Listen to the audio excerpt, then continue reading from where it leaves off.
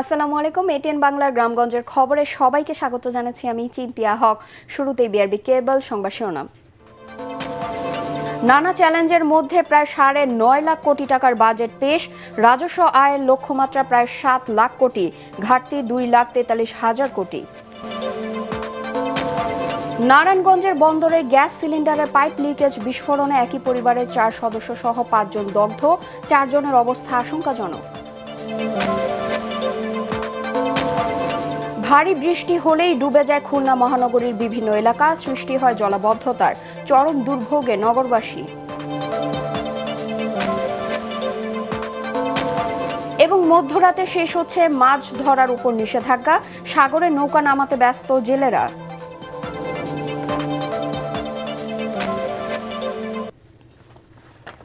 শুনছিলেন বিআরবি কেবল সংবাদ শিরোনাম, এবার বিস্তারিত সংবাদ। ২০২৬-২৭ অর্থ বছরের জন্য ৯,৩৮,০০০ কোটি টাকার রেকর্ড বাজেট জাতীয় সংসদে উত্থাপন করলেন অর্থমন্ত্রী আমির খসরু মাহমুদ চৌধুরী। দেশের ৫৫তম বাজেট প্রস্তাবনায় রাজস্ব আয়ের লক্ষ্যমাত্রা নির্ধারণ করা হয়েছে ৬,৯৫,০০০ কোটি টাকা, ঘাটতি ২,৪৩,০০০ কোটি টাকা, যা পূরণে সরকারকে নির্ভর করতে হবে দেশি বিদেশি ঋণের উপর। বাজেট বক্তৃতায় অর্থমন্ত্রী জানান, জনপ্রত্যাশা পূরণে সীমিত সম্পদ দিয়ে সংকট উত্তরণে বিশাল এ বাজেট। এবারে বাজেটে বিশেষ গুরুত্ব দেওয়া হয়েছে সরকারের নির্বাচনী ইস্তেহার, যেখানে কৃষক কার্ড, ফ্যামিলি কার্ড সহ সামাজিক নিরাপত্তা খাতে বরাদ্দ রাখা হয়েছে প্রায় ১.৫ লাখ কোটি টাকা। বাজেট বরাদ্দের ৬ লাখ কোটি টাকার অধিক ব্যয় হবে সরকারের পরিচালন ব্যয় খাতে। এটি তারেক রহমান সরকারের প্রথম বাজেট। দেখুন তরিক ইসলামের রিপোর্ট। গণতান্ত্রিক, মানবিক ও অন্তর্ভুক্তিমূলক অর্থনীতির প্রত্যাশা নিয়ে জাতীয় সংসদে উত্থাপিত হল তারেক রহমানের সরকারের প্রথম ও দেশের ইতিহাসের ৫৫তম বাজেট। সংসদে ৯,৩৮,০০০ কোটি টাকার প্রস্তাবিত বাজেট উত্থাপন করেন অর্থ ও পরিকল্পনা মন্ত্রী আমির খসরু মাহমুদ চৌধুরী। তিনি বলেন, পতিত ফ্যাসিবাদী সরকার অর্থনীতির যে বিপর্যয় ঘটিয়েছে তা থেকে রাজনৈতিক সমস্যা ছাড়া উত্তরণ সম্ভব নয়। মানুষের জন্য নিরাপদ, সমৃদ্ধ, মর্যাদাশীল জীবন নিশ্চিতকরণে সরকারের অভিপ্রায়ের একটি প্রতিফলন। এর আগে মন্ত্রী পরিষদের বিশেষ সভায় বাজেট অনুমোদন করেন প্রধানমন্ত্রী তারেক রহমান। এবারের বাজেটে সবচেয়ে বেশি ৬,৫,০০০ কোটি টাকা ব্যয় হবে পরিচালন খাতে, যেখানে সরকারি বেতন, ঋণ ও ঋণের সুদ, ভর্তুকি ও অন্যান্য খরচ বাবদ ব্যয় হবে ৫.৫ লাখ কোটি টাকার বেশি। অন্যদিকে উন্নয়ন ব্যয় বাবদ খরচ হবে ৩ লাখ কোটি টাকার বেশি। বাজেটে অনুদান সহ রাজস্ব আয়ের লক্ষ্যমাত্রা ধরা হয়েছে প্রায় ৭ লাখ কোটি টাকা, যার মধ্যে জাতীয় রাজস্ব বোর্ড এনবিআরকে আদায় করতে হবে ৬ লাখ কোটি টাকার বেশি। এনবিআর বহির্ভূত খাত থেকে আয় ধরা হয়েছে ২৫,০০০ কোটি টাকা। রাজস্ব আয় বাড়াতে প্রথমবারের মতো চালু হচ্ছে প্যাকেজ ভ্যাট। বাজেটে ঘাটতি প্রায় ২.৫ লাখ কোটি টাকা, যেখানে সরকারের বৈদেশিক ঋণ নির্ভরতা প্রায় ১,১৬,০০০ কোটি টাকা। অন্যদিকে অভ্যন্তরীণ উৎস থেকে ঋণ নেওয়া হবে ১,২৭,০০০ কোটি টাকা। ফলে চাপে পড়তে পারে দেশের অর্থনীতি ও বিনিয়োগ। বাজেটে বরাদ্দের ক্ষেত্রে গুরুত্ব পাচ্ছে নির্বাচনী ইস্তেহার। খাতভিত্তিক বরাদ্দের মধ্যে বিশেষ গুরুত্ব পাচ্ছে সামাজিক নিরাপত্তা খাত। চলতি অর্থবছরের চেয়ে ২৮,০০০ কোটি টাকা বাড়িয়ে এ খাতে বরাদ্দ প্রায় ১.৫ লাখ কোটি টাকা। বাজেটে ফ্যামিলি কার্ড, কৃষি কার্ড সহ নতুন করে যুক্ত হচ্ছে ৮ ধরনের কর্মসূচি। বরাদ্দ বেড়েছে শিক্ষা ও স্বাস্থ্য খাতে। জিডিপির ২% ১,৩৬,০০০ কোটি টাকা শিক্ষা খাতে ও ৬৯,০০০ কোটি টাকার বেশি বরাদ্দ রাখা হয়েছে স্বাস্থ্য খাতে। বাজেটে ব্যক্তি কর সীমা ২৫,০০০ টাকা বাড়িয়ে ৩,৭৫,০০০ টাকা নির্ধারণ করা হয়েছে। এছাড়া মহিলা ও ৬৫ বছরের ঊর্ধ্বে ৪,২৫,০০০ টাকা, গেজেটেড মুক্তিযোদ্ধা ও জোলাই যোদ্ধারা ৫,২৫,০০০ টাকা পর্যন্ত কর সুবিধা পাবেন, যা পর্যায়ক্রমে পরবর্তী অর্থবছরে বাড়বে। তবে এবারের বাজেটে থাকছে না কালো টাকা সাদা করার সুযোগ। নতুন সরকারের প্রথম বাজেট, একদিকে ভঙ্গুর অর্থনীতি, অন্যদিকে রাজস্ব আদায়ের বিশাল লক্ষ্যমাত্রা। বাজেটের জনপ্রত্যাশা পূরণে কতটা সফল হবে তারেক রহমানের সরকার? অর্থনীতিবিদ ও বিশ্লেষকরা বলছেন, ব্যয় ও অপচয় কমিয়ে আয় বাড়ানোই হবে এবারের বাজেটের বড় চ্যালেঞ্জ। তরিক ইসলাম, এটিএন বাংলা, ঢাকা। নারায়ণগঞ্জের বন্দরের মদনপুর এলাকার গ্যাস সিলিন্ডারের পাইপ লিকেজ থেকে জমে থাকা গ্যাসের বিস্ফোরণে একই পরিবারের 4 সদস্য সহ 5 জন দগ্ধ হয়েছেন। তাদের মধ্যে 4 জনের অবস্থা আশঙ্কাজনক বলে জানিয়েছেন চিকিৎসকরা। ভোরে বন্দরের মদনপুরের চাঁদপুর এলাকায় আক্তার হোসেনের বাসায় এই দুর্ঘটনা ঘটে। ফায়ার সার্ভিস জানায়, রান্নার প্রস্তুতির সময় দিয়াশলাই জ্বালানোর কারণে সিলিন্ডারের পাইপলাইনের লিকেজ থেকে ঘরে জমে থাকা গ্যাসে বিস্ফোরণ ঘটে। এতে ঘরে থাকা 5 জন দগ্ধ হন। পরে স্থানীয়রা তাদের উদ্ধার করে জাতীয় বার্ন অ্যান্ড প্লাস্টিক সার্জারি ইনস্টিটিউটে পাঠায়।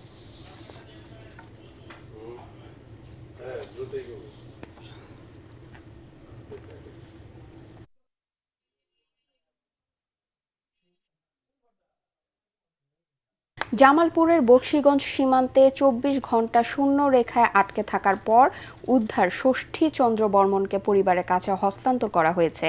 বিকেলে পরিবারের পক্ষ থেকে তার ছোট ভাই ভবানী চন্দ্র বর্মনের কাছে ষষ্ঠী চন্দ্র বর্মনকে হস্তান্তর করে বিজিবি ও থানা পুলিশ। এর আগে সকালে বকশীগঞ্জ উপজেলার রামরামপুর সীমান্তের শূন্য রেখা থেকে উদ্ধার করে থানা হেফাজতে নেওয়া হয় ষষ্ঠী চন্দ্র বর্মনকে। ষষ্ঠী চন্দ্র বর্মনের ভাই ভবানী বর্মন জানান, 2 মাস আগে রাজশাহীর গোদাগাড়ির চাঁদলাই গ্রাম থেকে নিখোঁজ হন ষষ্ঠী বর্মন। এরপর অনেক খোঁজাখুঁজির পরও তাকে পাওয়া যায়নি। এবারে জাতীয় বাজেটে শিক্ষাঙ্গনে সর্বোচ্চ বরাদ্দ থাকবে বলে আশাবাদ ব্যক্ত করেছেন বিএনপি কেন্দ্রীয় নির্বাহী কমিটির স্বেচ্ছাসেবক বিষয়ক সম্পাদক মীর শরফত আলী সপু। বিক্রমপুর আদর্শ কলেজে নবনির্বাচিত গভর্নিং বডির পরিচিত সভা শেষে তিনি বলেন, বিএনপি সবসময়ই শিক্ষা বান্ধব দল। বাজেটে শিক্ষা খাতে সর্বোচ্চ বরাদ্দ নিশ্চিত করা হবে। পরিচিতি সভায় অন্যান্যদের মধ্যে গভর্নিং বডির সদস্য সচিব ওয়াহিদুর রহমান খান ও স্বেচ্ছাসেবক দল কেন্দ্রীয় নির্বাহী কমিটির সহ সভাপতি ডাক্তার জাহিদুল কবির উপস্থিত ছিলেন। এই বাজেটে শিক্ষাঙ্গনে সর্বোচ্চ বরাদ্দ থাকবে। শিক্ষাঙ্গনের মধ্যে থাকবে। এখানে কোনো দলীয় রাজনীতি থাকবে না, এখানে কোনো দলীয় প্রভাব থাকবে না, এখানে সুন্দর একটি পরিবেশ থাকবে, শিক্ষার পরিবেশ থাকবে। খুলনায় কয়েক ঘন্টা বৃষ্টিতেই সৃষ্টি হয় ভয়াবহ জলাবদ্ধতার। নগরীর প্রধান সড়ক থেকে শুরু করে অলিগলি, বাসাবাড়ি, ব্যবসা প্রতিষ্ঠান, অনেক মসজিদ পানিতে তলিয়ে যায়। এতে চরম দুর্ভোগে পড়েন নগরবাসী। গতরাতে 4 ঘন্টার ভারী বৃষ্টিতে নগরের রয়্যাল মোড়, শিববাড়ি মোড়, ময়লাপোতা, ডাকবাংলো, সোনাডাঙ্গা, বয়রা ও ফুলবাড়ি গেট সহ বিভিন্ন এলাকায় পানি জমে জনজীবন কার্যত স্থবির হয়ে পড়ে। ভুক্তভোগীদের অভিযোগ, প্রতি বছর বর্ষা মৌসুমে একই চিত্র দেখা গেলেও স্থায়ী সমাধান হচ্ছে না। পানি নিষ্কাশন ব্যবস্থার দুর্বলতা এবং ড্রেনেজ সংকটের কারণে সামান্য বৃষ্টিতেই নগরের বড় অংশ জলাবদ্ধ হয়ে পড়ে।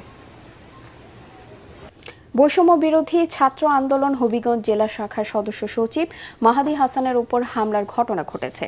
পরে গুরুতর আহত অবস্থায় তাকে উদ্ধার করে হবিগঞ্জ সদর আধুনিক হাসপাতালে ভর্তি করা হয়েছে। বর্তমানে তিনি সেখানে চিকিৎসাধীন রয়েছেন। দুপুরে ডিসি অফিস প্রাঙ্গণে এ ঘটনা ঘটে। ছাত্রদলের কর্মীরা এ হামলা চালায় বলে অভিযোগ বৈষম্য বিরোধী ছাত্র আন্দোলনের। বিষয়টি তদন্ত করছে পুলিশ। আজ মধ্যরাত থেকে শেষ হচ্ছে বঙ্গোপসাগরে মাছ ধরার উপর টানা 58 দিনের সরকারি নিষেধাজ্ঞা। দীর্ঘ বিরতির পর উপকূলীয় জেলা কক্সবাজার, চট্টগ্রাম, পটুয়াখালী, ভোলা, বরগুনা, পিরোজপুর ও বাগেরহাট সহ দেশের সব উপকূলে লাখো জেলে সাগরে নামার চূড়ান্ত প্রস্তুতি শেষ করেছেন। গত কয়েকদিন ধরেই ট্রলার মেরামত, জাল সেলাই ও রসদ গোছানোর কাজ শেষ করে ঘাটগুলোতে সাগরে যাওয়ার অপেক্ষায় রয়েছেন তারা। মৎস্য বিভাগ আশা করছে দীর্ঘ এই অবরোধ সফল হওয়ায় এবার সাগরে কাঙ্ক্ষিত বড় আকারে ইলিশ সহ অন্যান্য মাছ মিলবে। এদিকে নিষেধাজ্ঞা চলাকালীন সময়ে কিছু এলাকায় সরকারি সহায়তার চাল বিতরণে অনিয়মের অভিযোগ পাওয়া গেছে। বেনাপোল স্থলবন্দরে জব্দ করা ভারতীয় পণ্য সামগ্রী জালিয়াতির মাধ্যমে বদলে ফেলার অভিযোগ উঠেছে। এ নিয়ে বেনাপোল বন্দর এলাকায় চলছে তোলপাড়। জানা যায়, মিথ্যা ঘোষণা দিয়ে ভারত থেকে আমদানি করা প্রায় 6 কোটি টাকা মূল্যের উন্নত মানের sari, 3 piece, baby wear, face wash ও ক্রিম সহ প্রসাধনী সামগ্রী জব্দ করে বেনাপোল কাস্টমস হাউস। গত 12 মার্চ যশোরে আমদানিকারক প্রতিষ্ঠান সাফা ইম্পেক্স ভারত থেকে পণ্য চালান আমদানি করে। এরপর শুল্ক ফাঁকির অভিযোগে বন্দরের 37 নম্বর সেটে জিম্মায় রাখা সেই পণ্য চালান থেকে এসব পণ্য রহস্যজনকভাবে উধাও হয়ে যায়। পরিবর্তে সেখানে রাখা হয়েছে অতি নিম্নমানের শাড়ি ও 3 পিস। ধারণা করা হচ্ছে কোরবানি ঈদের ছুটির সময় স্থানীয় একটি প্রভাবশালী চক্রের সহযোগিতায় এই ঘটনা ঘটে। চাঁপাইনবাবগঞ্জের শিবগঞ্জ উপজেলার সোনা মসজিদ সীমান্তের বালিয়াদিঘি মধ্যবাজার এলাকা থেকে 9টি ভারতীয় বিভিন্ন মডেলের ব্যবহৃত চোরাই মোবাইল ফোন ও একটি মোটরসাইকেল সহ এক ব্যক্তিকে আটক করেছে বিজিবি। আটক সালাউদ্দিন শিবগঞ্জ উপজেলা চাঁদপুর মোল্লাটোলা এলাকার ইসমাইল হোসেনের ছেলে। পরে তাকে শিবগঞ্জ থানায় হস্তান্তর করা হয়। যশোরের মনিরামপুর উপজেলার শরণপুর গ্রামে নাতনিকে উত্ত্যক্ত করার প্রতিবাদ করায় রাজমিস্ত্রি ইমামুল হোসেন হত্যা মামলার 2 আসামিকে গ্রেফতার করেছে র্যাব। গতরাতে যশোর সদর উপজেলার কিসমত নওয়াপাড়া এলাকায় অভিযান চালিয়ে র্যাব সদস্যরা এজাহারভুক্ত আসামি রাব্বি ও রাকিবকে গ্রেফতার করে। RAB 6 Jessore company commander major Fazle Rabbi Prince জানান, তারা ঢাকায় আত্মগোপনে ছিলেন। বুধবার রাতে সায়রা পরিবহনের একটি বাসে যশোরে ফেরার সময় অভিযান চালিয়ে তাদের গ্রেফতার করা হয়। গত 9 জুন রাতে মনিরামপুর উপজেলার রোহিতা ইউনিয়নের শরণপুর গ্রামে ইমামুল হোসেনকে কুপিয়ে হত্যা করে গ্রেফতার ব্যক্তিরা। চুয়াডাঙ্গা শহরের ঝিনাইদহ বাস স্ট্যান্ড পাড়া এলাকায় অভিযান চালিয়ে সরকারি ওএমএসে 210 কেজি চাল ও 70 কেজি আটা জব্দ করেছে জেলা প্রশাসন। এ ঘটনায় ওএমএস ডিলার ও পৌর বিএনপি সাংগঠনিক সম্পাদক সোহেল মালিক সুজনকে 50,000 টাকা জরিমানা করা হয়। জেলা প্রশাসনের নির্বাহী ম্যাজিস্ট্রেট আলাউদ্দিন আল আজাদের নেতৃত্বে পুলিশের একটি দল এ অভিযান পরিচালনা করে।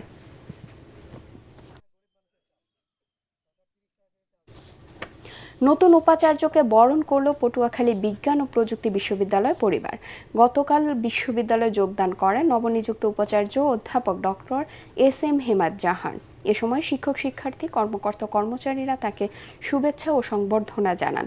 অনুষ্ঠানে বরিশাল বিশ্ববিদ্যালয়ের উপাচার্য অধ্যাপক ডক্টর মামুনুর রশিদ সহ শিক্ষক শিক্ষার্থীরা উপস্থিত ছিলেন। গত 8 জুন শিক্ষা মন্ত্রণালয়ের এক প্রজ্ঞাপনের মাধ্যমে প্রো ভাইস চ্যান্সেলর ও অ্যান্টোমোলজি বিভাগের অধ্যাপক ডক্টর SM হেমায়েত জাহানকে 4 বছরের জন্য বিশ্ববিদ্যালয় উপাচার্য হিসেবে নিয়োগ দেওয়া হয়।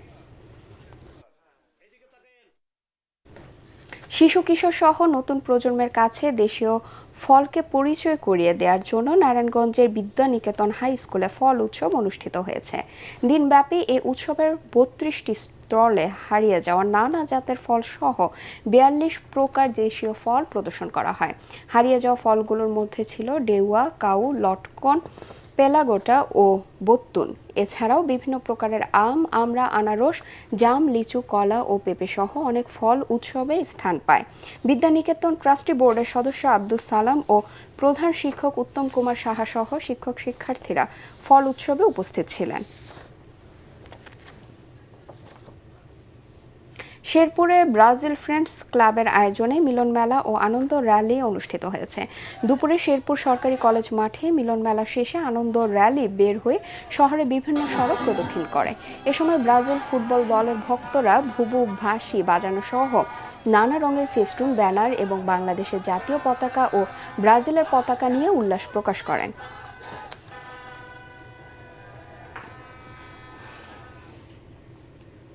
পরবর্তী সংবাদ দেখার আমন্ত্রণ জানিয়ে এখনকার মতো শেষ করছি। ATN বাংলা সংবাদ ইউটিউবে দেখতে ব্রাউজ করুন, youtube/ATN বাংলা নিউজ। ধন্যবাদ সবাইকে।